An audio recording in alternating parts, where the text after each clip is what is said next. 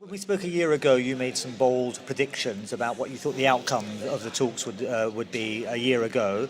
Remind me what those predictions were, and were you right? Um, were they predictions? It was in the course of a conversation we were having about what we really need, and I think I was trying to map out the idea that a lot of people were getting the message that, look, we're going to have to decarbonise. We, the world, will have to decarbonise anyway. And there is money to be made in decarbonisation anyway. There's more money to be made, and we get there quicker. This is from the private sector and or the government point of view.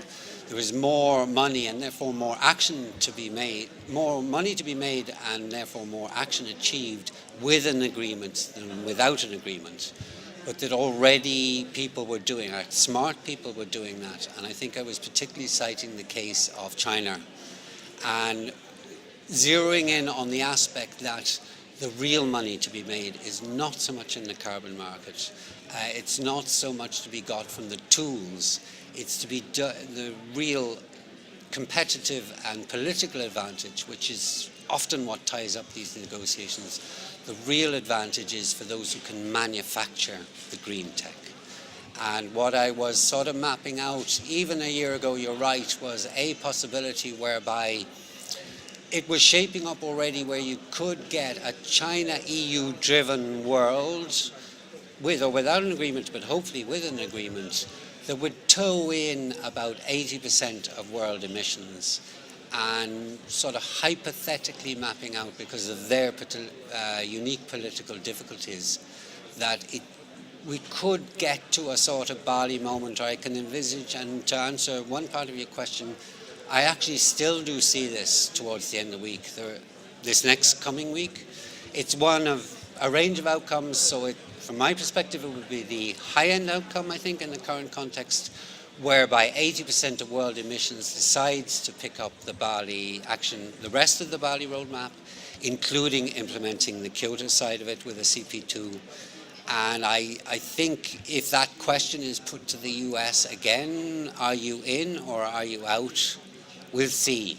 But I have a strong suspicion both US and Canada might decide we're going to stay out for the time. Right, but there have been other commitments, other announcements from the EU in particular about reducing carbon emissions. Australia talking about their carbon tax. So unilaterally almost, we've seen some commitments, but not the big overriding, all-inclusive agreements of the Kyoto style that we were perhaps hoping for a while ago.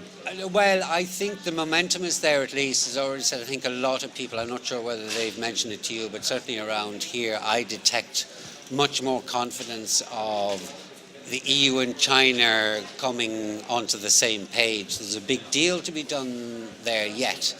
And of course, it does depend absolutely on China. The way it would work, I think, is China would offer to convert its Copenhagen pledge into a no-lose target, and there are proposals for that. Big, complicated deal. And yes, you're right on zeroing in on the middle ground. If we get that, it then becomes a sort of headcount game as to who's there for that. Right. The EU has been saying all along, we don't want to be the only people. Now, I've always thought that's an exaggeration, because you can rely on Iceland, Norway, Switzerland to be there with the EU. So that brings them 27 to 30 parties. I think you probably got, believe it or not, it matters. Liechtenstein, Monaco matter in terms of the numbers game. Croatia, you're at 33. So then you're more beginning to worry about who's not there. And you've actually mentioned the crucial swing votes, in my estimation, will be Australia and New Zealand. Are they there next?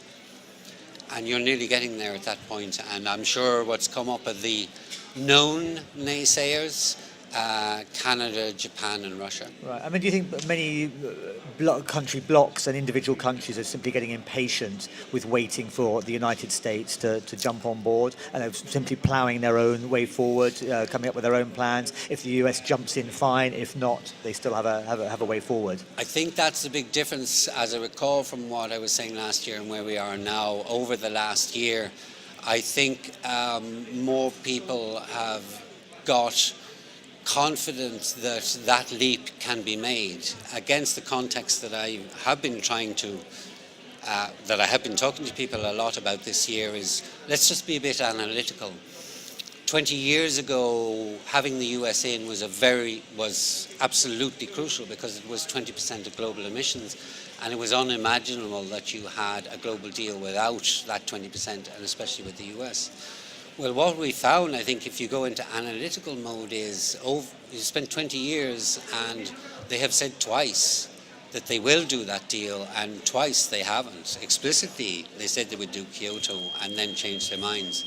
And we thought they were saying yes in Bali, and they so seem to be changing their minds.